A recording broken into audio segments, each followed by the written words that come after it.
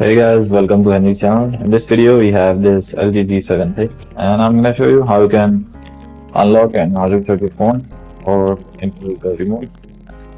So guys, there you can see, try to turn off the phone, turn off, but you can restart your phone and then hold volume down key and the power button together to enter the recovery mode. Keep holding both of the keys until you see the recovery mode. So guys, now you're in recovery. You have to go to factory data reset, and from here simply select yes,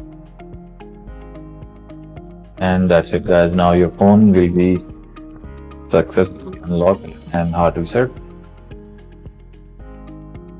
So now you have to wait for 5 to 10 minutes, and when the phone boots up it will be unlocked, and that's how you can unlock your phone. So guys, that's all in this video. Make sure to leave a thumbs up, and bye for now.